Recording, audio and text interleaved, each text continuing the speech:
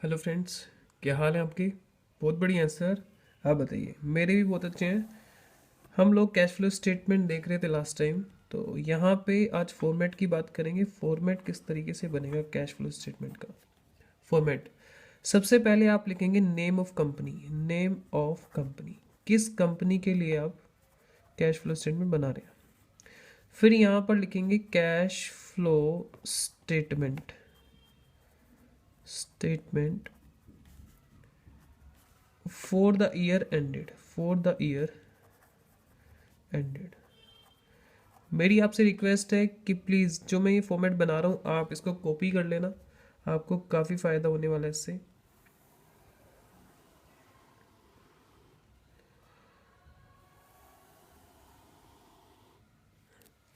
सबसे पहले इधर लिखते हैं पर्टिकुलर, यहाँ पे रखते हैं रुपीज़, यहाँ पे भी रुपीज़। यहाँ पे लिखेंगे cash flow from operating activities. Cash flow from operating activities. यहाँ पे नीचे लिखते हैं net profit before tax and extra ordinary items. उसके बाद एडजस्टमेंट करते हैं हम। Adjustment for non cash and non operating items. फिर उसके बाद आपको मैं यहाँ बोलता हूँ, यहाँ पे 8 से 10 लाइनें आप छोड़ के चलेंगे। ठीक है, यहाँ पे कुछ आइटम्स आएंगी, मैं चाहता हूँ कि आप उनको रटे नहीं, समझें। तो मैं क्वेश्चन कराऊंगा तो धीरे धीरे यहाँ पे आइटम्स अपने आप आती चली जाएंगी। फिर यहाँ पे लिखेंगे operating profit. Operating profit before working capital changes. Working capital changes. अच्छा जी, फिर उसके बाद यहाँ पे लिखेंगे current asset increase, current asset decrease. Current asset increase हो रहे हैं तो माइनस करना है, करंट एसेट डिक्रीज हो रहे हैं तो प्लस की आइटम आएगी। करंट लायबिलिटी इंक्रीज है, करंट लायबिलिटी डिक्रीज है, तो यहाँ पर पॉजिटिव रिलेशन होता है, तो ये माइनस। फिर उसके बाद ये सब करने के बाद यहाँ पर,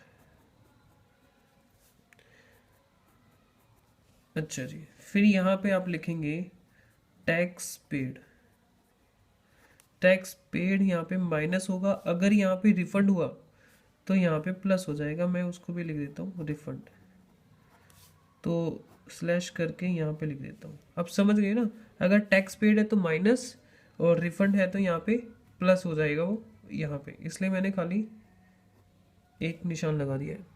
आगे चलते हैं, यहाँ पे है B, cash flow from investing activities. Cash flow from investing activities.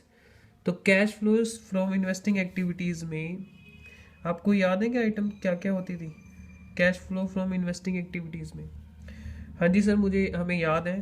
तो सबसे पहले फ्रेंड्स क्या आ सकती है, purchase of fixed asset.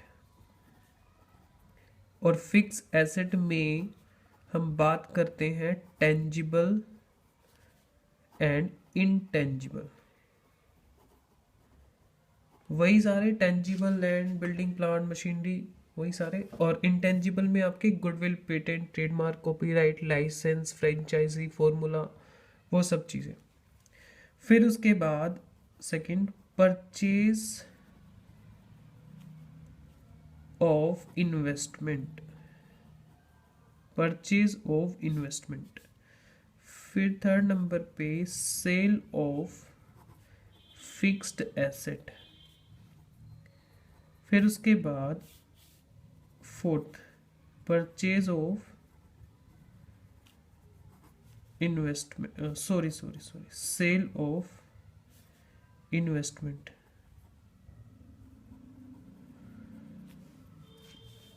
Plus इनसे रिलेटेड इनकम। ये मैं नंबरिंग ऐसे डाल रहा हूँ, आपको जरूरी नहीं है नंबरिंग डालना।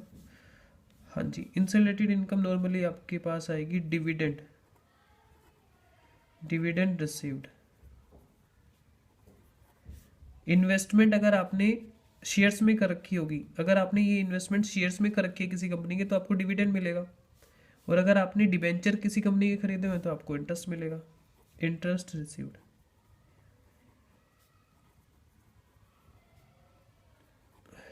और सोचो और क्या इनकम हो सकती है। आपने एज ए कोई बिल्डिंग में इन्वेस्टमेंट की हुई है सपोज, तो वहां से रेंट भी मिल सकता है आपको, रेंट रिसीव्ड। अच्छा सर, इनका जो प्रॉफिट वगैरह होता है, अब अगर हम सेल करते हैं फिक्स एसेट वगैरह की, तो वहाँ पे प्रॉफिट होता है, तो वो भी आना चाहिए यहाँ पे। जी हाँ, वो भी आएगा, लेकिन वो सेल में ऑलरेडी इंक्लूड होता है, इसलिए हम उसको अलग से नहीं लिखते। सेल के अंदर ऑलरेडी वो इंक्लूड हो जाता है।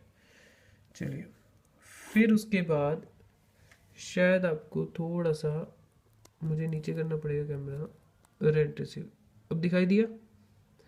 सॉरी फ्रेंड्स, मुझे ध्यान नहीं रहा था, चारों तरफ ध्यान रखना पड़ता है ना। ओके, रेंट रिसीव बस मैंने यहीं तक लिखा है। रेंट रिसीव ये लास्ट है, रेंट रिसीव लास्ट है। इसके बाद मैं नेक्स्ट पेज यूज कर रहा हूँ।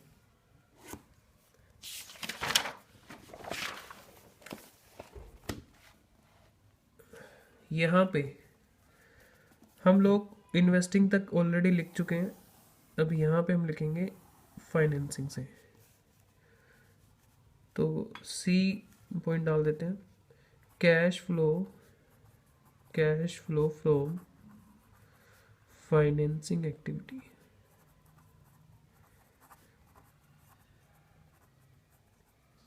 Cash flow from financing activities. यहाँ पे क्या होगा? Proceeds from issue of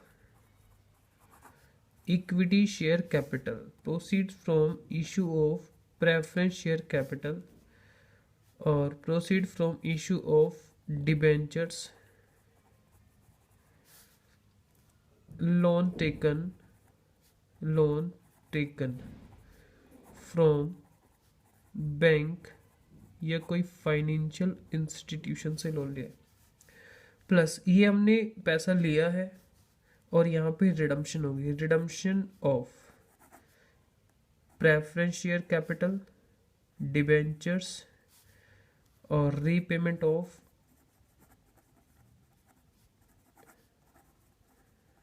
bank loan, और अदर कोई लोन है, अदर लोन। आप यहाँ पे बैंक ओवरड्राफ्ट भी लिख सकते हैं, बैंक ओवरड्राफ्ट भी आ सकता है।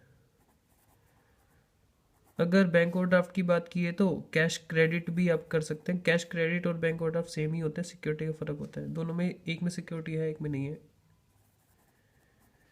Cash credit. अच्छा, फिर यहाँ पे अदर लोन में आप कर सकते हैं बैंक ओडी या फिर कैश क्रेडिट। आप देख सकते हैं कहीं आपको दिखेगा ही कैश क्रेडिट, बैंक ओवरड्राफ्ट की तरह ही ट्रीटमेंट इसकी कर देना, सेम होगी। फिर इनसे जुड़ी हुई जो सर्विस कॉस्ट है वो हम कह सकते हैं इक्विटी शेयर प्रेफरेंस शेयर वालों को देते हैं हम डिविडेंड पेड। अब डिविडेंड कई हो सकते हैं, प्रपोज डिविडेंड है, इंटरिम डिविडेंड है, क्या होते हैं आगे डिस्कस करेंगे। इंटरिम डिविडेंड है एक्सेट्रा। अच्छा जी, फिर उसके बाद है इंटरेस्ट पेड। डिबेंचर हैं, बैंक लोन वाले हैं, बैंक ओवरड्राफ्ट है, उनको क्या पे करेंगे? इंटरेस्ट वो आएगा। यहाँ पे क्या लिख देंगे? Net cash flow. ये शायद मैं बाकी जो ऊपर मैंने एक्टिविटी बताई है ऑपरेटिंग एंड इन्वेस्टिंग, उसमें मैंने लिखना याद नहीं रहा, net cash from financing activity, वहाँ पे भी आप लिख सकते हैं ये वाली चीज़। तो जो भी नेट कैश आएगा आपका, हाँ, प्लस एक बात और, यहाँ पे देखो प्लस आएगा, यहाँ पे भी पैसा आया है, यहाँ पर भी पैसा आया है, यहाँ पर भी पैसा मतलब लाया है, ठीक है, और यहाँ रिडम्पशन है तो यहाँ माइनस होगा, यहाँ वापस है वहाँ माइनस माइनस, यहाँ पेमेंट हुई है डिविडेंड की माइनस, इंटरेस्ट पे हुआ पैसा गया माइनस। तो इस तरह से यहाँ पर जो फाइनल इनका रिजल्ट आएगा वो आ जाएगा। दोस्तों मैं पीछे भूल गया था, सॉरी उसके लिए, मैं वापस से इसको कर देता हूँ चेंज। यहाँ पे सब लिखा हुआ है। हाँ, एसेट हम फिक्स्ड परचेज करेंगे तो हमारे पास से पैसा जाएगा, परचेज इन्वेस्टमेंट करेंगे तो पैसा जाएगा, और इन्वेस्टमेंट सेल करेंगे तो पैसा आएगा, ये इन्वेस्टमेंट सेल करेंगे तो आएगा, डिविडेंड रिसीव करेंगे तो आएगा आएगा, इंटरेस्ट में रेंट में भी पैसा आएगा। तो यहाँ पे हम लिख सकते हैं net cash from investing activities, तो वो हम फाइनली यहाँ लिख देंगे इन सब का जो भी नेट इफेक्ट आएगा।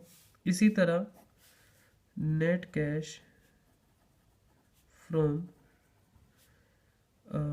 ऑपरेटिंग एक्टिविटीज़, वो जो भी आए, नेगेटिव आए पॉजिटिव आए, वो तो हमें क्वेश्चन करके ही पता लगेगा। तो यहाँ पर थे हम लोग, फिर हम क्या करेंगे, यहाँ पे टोटल लगाएंगे, टोटल आएगा A plus B plus C, operating investing and financing, इन सब का जो भी नेट इफेक्ट आएगा वो लिख देंगे।